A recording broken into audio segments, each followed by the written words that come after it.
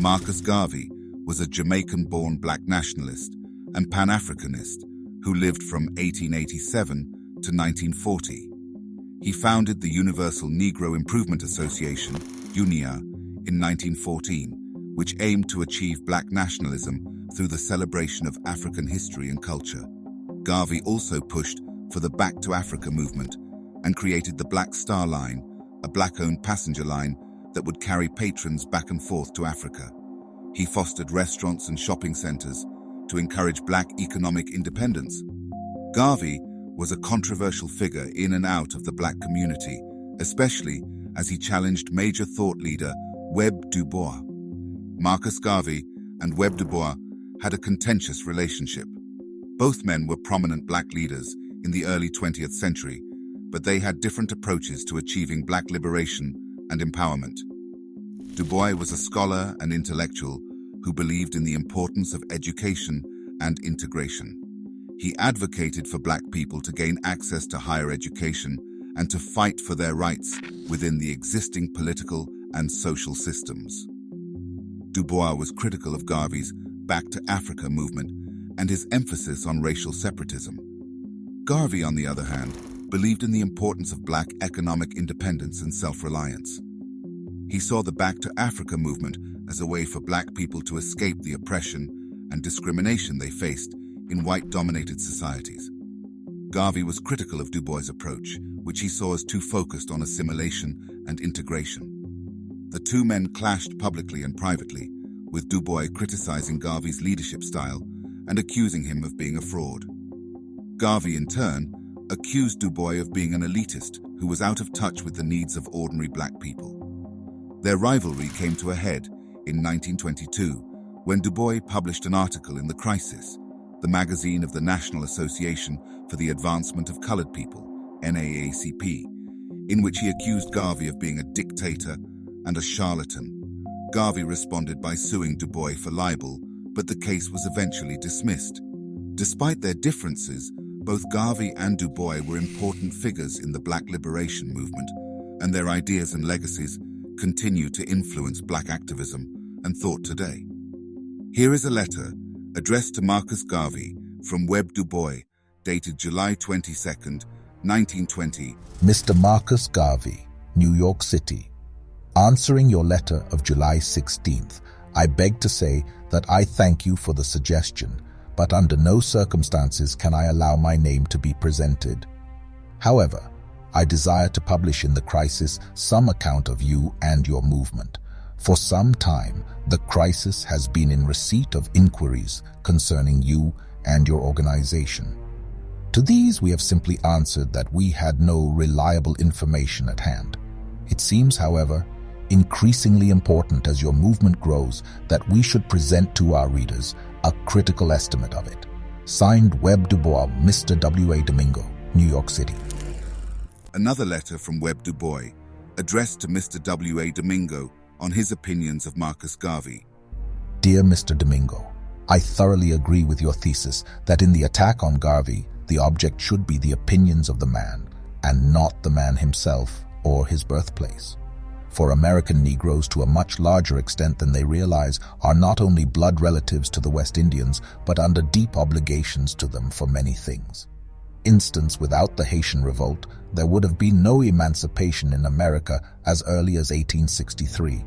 I, myself, am of West Indian descent, and am proud of the fact.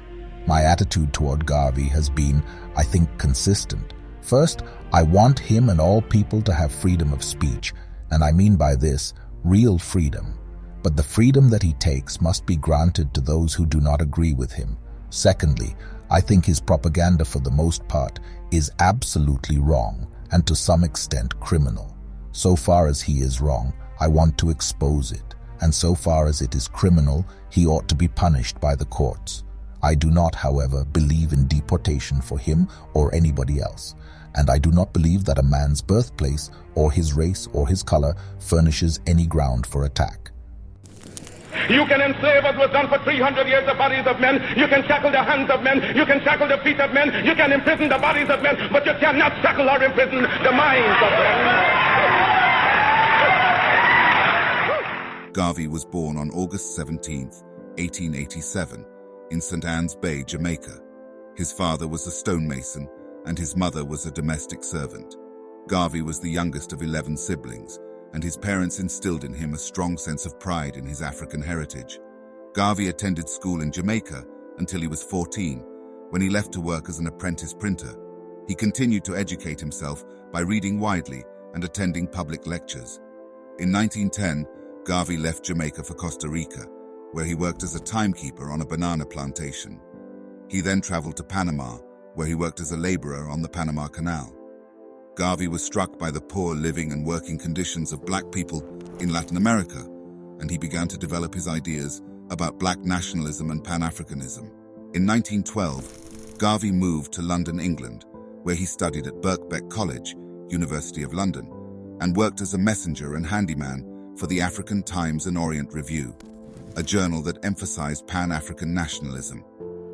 Garvey was influenced by the ideas of Booker T. Washington, who advocated for black economic independence, and by the writings of Edward Wilmot Blyden, a West African intellectual who argued for the importance of African culture and civilization. In 1914, Garvey founded the UNIA in Jamaica. The organization aimed to unite black people around the world and promote black pride and self-reliance. The UNIA also pushed for the Back to Africa movement, which called for black people to return to Africa and build a new black nation. Garvey believed that black people could never achieve true equality in white-dominated societies, and that they needed to create their own independent nation. In 1922, Marcus Garvey was charged with mail fraud in connection with a ship on the Black Star Line Orion. Further pressure from J. Edgar Hoover and his department's investigations, negative press, and complaints from stockholders soon led to Garvey gaining a reputation as a swindler. Garvey was convicted of the mail fraud charges and sent to Atlanta Federal Penitentiary.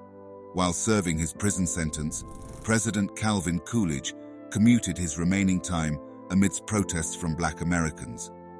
In 1927, he was deported from the United States to Jamaica, where he continued his UNIA work and political activism before moving to London in 1935. He died on June 10, 1940, after multiple strokes. Despite his controversial reputation, Garvey's legacy continued to instill pride and inspiration among many black people throughout the diaspora. His ideology has influenced members of the Nation of Islam, the Black Power movement, and the Rastafari movement. Did not suffer and die to give me an education to slight, oppress, or discourage my people. Because whatsoever education I acquired out of their sacrifice of over 300 years, I shall use for the salvation of the 400 million black people of the world. And the day when I forsake my people, may God Almighty say there shall be no more life for you.